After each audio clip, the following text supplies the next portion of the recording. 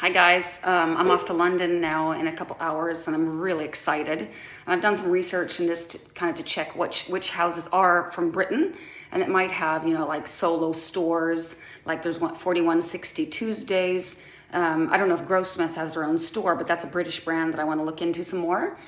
I did, however, see that the price on those bottles are like so much cheaper in Sweden than they are in London. So I have to really look. I can't like, I'll be spending, I mean, now we're talking like 30% more expensive, not like 5%, because otherwise maybe I would have bought anyway because it's fun, but this is a huge, huge difference.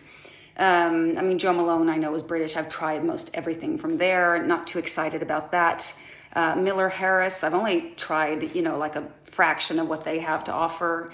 What else was there? Penhaligon's, I've tried, I think, most things from there, but they might have some like London only things, perhaps. Not sure. Electimus, 4160s Tuesday, I mentioned that. I've only tried like a few of them. I know they're kind of gourmand leaning, like in general, and maybe they're nothing for me, but I just think it's great fun, all of this. And now I've booked, I have like a dinner booked, I've got a lunch booked, and I'm gonna meet up with a friend that I used to study with at the university like ages ago, and she's been living in London for decades, and I'm gonna meet up with her too, but I do hope I have enough time. I kind of regret only booking for 3 days. I think I would have needed one more day to actually get all of, to experience everything that I want to check out. So, and there won't be much like regular London sites except walking around. I'm not going to be like queuing to go to Buckingham Palace. I mean, I think I've seen, now I can't remember if I've been in Buckingham Palace or not, but I've definitely been up in the London Eye. I've seen the bridge. I've seen a lot of stuff, and this is more like a perfume trip for me. And I could have stayed one extra day, and then my son's coming home from his trip, and I want to be home when he comes home. But I have some fragrances that I'd like to tell you about that I've been wearing the last couple days. First, a little, I think did I mention Oxiana? Or maybe that was in my Swedish group. Perfume Aroma has a fragrance that I've had, that I was really hooked on at the counter, and then I've had like a sample at home, and I've like never worn it. There's something that kind of bothers me about it, but I wore it over midsummer and I really enjoyed it, and I was wearing it in the car on the way home, and that's just such a good place to try fragrances because it keeps like bouncing back at you, so I get like a whiff of my own fragrance, which I really appreciate. But I read now that the formulation is different since 2016, and I'm not sure if I have an old version or the new, but probably the new. The strange thing is that the notes listed on their official website compared to Fragrantica are so different. Like on Fragrantica it says opoponax, patchouli, myrrh, and musk, which I feel is more fits what my nose is picking up on. But the official website says that it's cedarwood, cinnamon, tonka, and vanilla, which I'm not getting like at all.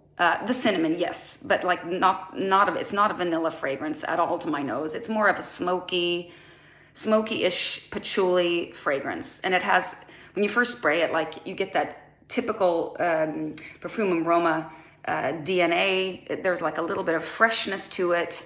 Not everyone appreciates it. I kind of like it, but I've gotten bored with it. I don't think it's bad. I just think it's really significant for their fragrances. But this one is really not, even in summer, I really appreciated this, and I also got a compliment for it. It came out in 2009. It's not much spoken about. It only has 113 votes on Fragrantica, which gives you an idea of how many people have actually like tried it. Not very many, and I don't really know why. I think some fragrances kind of get hyped because of, a celebrity will talk about it, and then someone picks up on that and wants to get some like followers. And then you talk about, I don't know, I just sometimes don't think that there's any connection between, I mean, some fragrances obviously are really popular for good reason, but I mean, like Blanche Bette, I think there is, I mean, I can imagine people not liking Blanche Bette, but there is something quite spectacular about that fragrance. I don't think it's not because someone has said it, it's just because it actually is really darn good. Could be a little bit too sweet maybe for some people. Okay, and then I've tried, moving on here, another fragrance that I got a decant of in my perfume meetup. I forgot to mention it.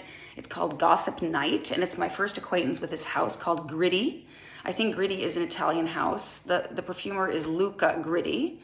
I think it's a man's name. And this one came out in 2023. I think this is a fairly young house. And it is, I mean, 43 people find it similar to Bitter Peach from Tom Ford, which I'm not really familiar with. I've tried it at the counter, but I can't remember it. And it has nothing bitter about this fragrance. It's a floral, fruity, gourmand-leaning fragrance that is not really up my typical alley. I mean, it has like white peach, heliotrope, whipped cream, caramel, vanilla, cashmeron, mango blossom. Sometimes I think that they just make these up. They say passion fruit blossom or mango blossom, but it's not that big of a difference to like orange blossom or apple blossom or something like a little bit more, not as exotic, if you know what I mean. I'm not sure, but I find this a little bit designery, however, very nice quality. It's not my typical style. I had to actually touch it up with something else. I can't remember what now, but to like make it a little bit more, it doesn't have much of a base, I would say. It's just not my style. I think it's too girly. It's too designery, I'd say it's a people pleaser though. I'm sure like men would like this on women, I'm guessing. Okay, so 43, I found it similar to Bitter Peach, but 74 disagree. So actually more people disagree than agree, but it's not a very natural peach. I mean, if you smell a really ripe, good, like California peach, it has a lot of it, or you bite into it and you smell the flesh. It's like, it's so far from that. It doesn't have any of that natural, to me at least, peach. And I never really get that. When fragrances have peach in them, I typically find that they smell like artificial peach, like peach candy or peach, peach body lotion, but it's not like the real fruit, if you know what I mean. Okay, so, and then I also tried, it's one of my favorite fragrances. I haven't worn it for a long time though, is Musc Ravageur. And I don't know why I picked it up this special day. I wore this yesterday, and I think it's a beautiful fragrance, but I found it slightly too sweet this time. I mean, it has like all these herbal, it has, let's see, lavender, tangerine, bergamot in the top, so a little bit of citruses with this lavender, cinnamon and cloves in the mid, and then musk, vanilla, tonk, or amber, sandalwood, guaiac wood, and cedar. I mean, I find it to be slightly animalic, slightly gourmand, slightly kind of like an herbal men's fragrance, but it's totally unisex. I don't know, it's kind of one of those fragrances that's really, really easy wear, but it can sometimes come off more sweet, sometimes more animalic, and just kind of like a good basic perfume. I don't know. It was created by Maurice Roucel. And I checked him out. I mean, I'm not that familiar with him, but this one has been rated by over 7,000 people. So this is a fragrance much talked about. He has made, first of all, he worked in Chanel's lab, and now he's with Simrise, if I remember right.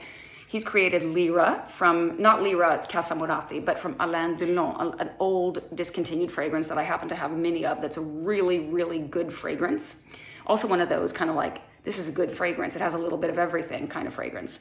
He's also created 24 Faubourg from Hermès, or you would say 24. I'm studying French now. I have over a year now, a streak on Duolingo. So I've done like now 389 days or something like that. Like I do like a lesson per day, five minutes a day, something like that.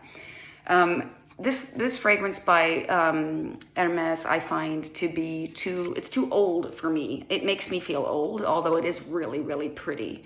I gave this fragrance to some podcasters that I really kind of wanted to encourage. And they kind of like these older fragrances, and these two young women, they're like in their 30s, and I think it'll come off differently on a young woman than on me. Good fragrance, but just not for me. Maurice Roucel has also created Addictive Vibration from Inicio, which is it's a people pleaser, kind of like a fruity, it's a candy fragrance. To me, it smells like candy, but in a sophisticated way. Every time I wore that, I only had a decant, but I got compliments for it. It was, I'm not into Inicio. I find them kind of boring, but I don't have any Inicios now in my collection, nor decants or full bottles. And that tells you something. I have had both bottles and decants. Labdom 18 from La Laba, which is a nice labdanum heavy amber fragrance. Matcha Meditation by Maison Margiela Replica. And he's also created Iris Silver Mist by Serge Lutens, which is kind of a heavy duty iris that I have not yet learned to appreciate. It's just too earthy and wet and soily, kind of really cold. I don't like it at all, actually. So I'm trying to pay more attention to perfumers, because I really feel that it's interesting to see if you can kind of detect a style. And I think you can with certain perfumers. I know, like, my Cecile Sorokian is kind of a favorite. I mean, she's really good with oriental fragrances, and also some others that she's done. I think she's done, if I don't remember wrong, Curacao Bay from, what is this brand? Curacao Bay. It's kind of a cheaper brand, yet pretty nice quality. I think she's made that, but I can't remember the house right now. Okay, so what else have I tried? This is another super perfumer, Alberto Morillas, and he's made Pie, Pie by Givenchy. The EDT version, I have a decant. This one came as an old classic, came out in 1998. This has been rated by 7,677 people, so very much spoken about, popular fragrance. And it's a man's fragrance, but I find it very unisex. I wore this in the afternoon yesterday. So I was wearing yesterday at work. I was just kind of like wrapping up. That was my last day before vacation. And I wore Musc Ravageur in the morning, and it was kind of starting to wear off. And then I put on some Hera. Oh yeah, Papillon sounds really French, but it's actually a British woman named Liz Moores, who, this is her house, and I think she runs this show. She is the perfumer, she is the creative director and everything. Yeah, that's why I decided to wear that. That's what I thought. Maybe if I'm lucky, like, the perfumes are cheaper in London. They're probably not, though, because, I mean, the Swedish crown is really weak right now. And it's probably due to the war and, like, where we're geographically located, and it'll probably not become stronger again until things have sort of calmed down in Europe, I think. But this fragrance it reminds, the closest thing that I can think of to Pie is Ambergris by Pierre Balmain, which is a really nice fragrance. This one doesn't have any ambergris, but it's kind of that same slightly gourmand leaning, perfect kind of fragrance with a little bit of everything. This has mandarin orange in the top with tarragon, rosemary, and basil. Anise, neroli, geranium, and lily of the valley in the mid. It's not very floral, though. It's kind of like, it has really soft edges. It's super easy to wear. In the base, vanilla, almond, tonka, benzoin, and cedar. So this is a really good fragrance. And Morillas is like a super perfumer. He has like 488 fragrances in the Fragrantica database. I mean, then you've been pretty productive. I think he's an older man now. He's from Seville. He's Spanish, but moved to Switzerland when he was 10. So I guess he sort of grew up there. I'm not sure who he's with right now, but he has his own house, Maison Cire, which I spoke about, I think, in my last video. I'm hoping to see this house somewhere in London. I need to do some research. If I have time, I'm going to get on the computer and kind of just look around and maybe mark the perfumeries I want to visit on a map or something. But London is hard to get a grip of. It's like super, super big. I mean, you can't just look at a street map. It would be so big. So I guess I just have to, like, maybe I'll just use bolts or get on the tube. I mean, I think the tube is pretty easy to use in London. Maybe I'll get like a 2-day pass or something. I'll have to look into that. But I made a little list here of what else he's created, except like all the fragrances from Maison Cire. He's also created a beautiful vetiver fragrance that I considered buying when I was in Javoy in Paris last summer, called Grenadille d'Afrique. He's created Journey Man and Woman from Amouage, CK1, super, super bestseller, Le Baiser du Dragon from Cartier, which is a great fragrance. I might be able to get my nose on that in London if I'm lucky. Poudre de Cire from Elixir is a beautiful iris fragrance. I have it kind of like a sniff, like a bigger decant from a subscription service. And then he's created Jeremy fragrances, Black Tie, Date for Men, and Office for Men. I haven't tried these fragrances, but you might have. The much spoken about, but long time discontinued Sensi from Armani, I believe. And he's also created Flower by Kenzo, I think in collaboration with someone else. But that is a great fragrance. That is definitely niche quality. Someone of you listening, or at least listened to my previous video, wanted me to recommend some good designers, and I think I forgot to mention this one. Flower by Kenzo, the EDP. It's really, really good.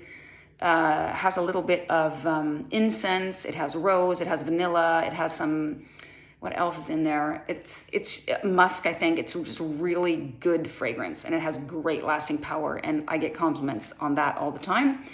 Not that I wear it that often, but I've like, last time I wore it, I remember getting a compliment. Like, I was in this dance class and this guy was like, oh my God, you smell so darn good. Iris Prima from Penhaligon's was also created by Alberto Morillas, and a bunch from Zara, which I'm not so much into. I just thought I'd mention that for you. Guys might be looking for, affordable fragrances. Could be good. You might be able to find something good there. But among the perfumers that I sort of can recognize a little bit is also Jean-Claude Elena, that used to be, or is he still, the house perfumer at Hermes? But he's not my favorite perfumer. He does a lot of like really, people could describe him as like a watercolor kind of perfumer. Like it's very light, it's very watery, it's very like garden stylish. I can't remember now I think he's done, what has he done? I can't remember right now from the top of my head, but he's done a lot of like Hermes floral fragrances. I don't think he does bad fragrances. It's just not my typical style. I think I'm more into heavier things.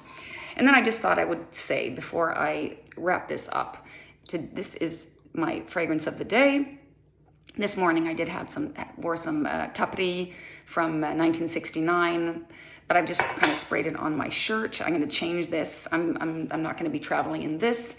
I'm going to get properly dressed, but this fragrance has kind of changed on me. It's from Oud Maximus from Bortnikov, and the box says 2020, but the label doesn't say 2020, so I'm not sure like which one on Fragrantica it is. If it is the 2020, which has it on the label, or if it is another one, because it's been reformulated a few times, but there are only 2 different ones on Fragrantica, so I'm not sure. But it's kind of oud, it's oud in the background, but then it has all these florals.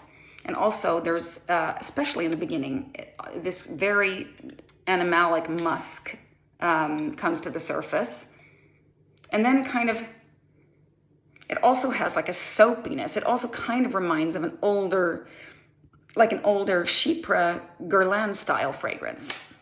So every time I wear it, I kind of experience something new. And it has all these layers, and I think it's really, I'm really disappointed that my daughter did say, though, that she says, Mom, your fragrances often smell like pee, which is not a great thing to hear, especially when this is like my most expensive fragrance. I'm just going to spray it again now, just to kind of give you a little bit of that. Oh, the sprayer is just, I don't know if you can see that, just really beautiful. It comes in really, really light little puffs. Super animalic in the beginning. It's like almost like cheese. Like an older cheese, and you unwrap it, and there's a little bit of like a mushroomy, cheesy, animalic something kind of fragrance. But that settles down pretty quick. It doesn't like stay like that. And I mean, this thing that she says smells like urine is a little bit kind of like, you know how lilies sometimes can have a really strong smell and almost flip over to kind of like a pea smell. It's kind of that kind of on the top. But I think that might be, I don't know. I do wear it mostly at home because I'm a little bit, now I will be getting on a plane with this on, but I'll have like a 4-hour dry down by the time the plane leaves. So I think I'll be fine. Okay, guys, if anyone wants to meet up in London, please just, contact me here. I'll check my YouTube and my comments. I'll be living in Camden, close to King's Cross. So basically I can get anywhere in the city, but I don't have that much time. But maybe we can grab a coffee and sniff perfume, or we can just meet up in a perfumery. We could go to, I think I want to go to Liberty. I want to go to Le Centre. I want to go to the 4160 Tuesdays shop and to Harrods. I don't think I can do much more than that. If I get all those in, I'll be really happy. Okay, guys, that's all for now.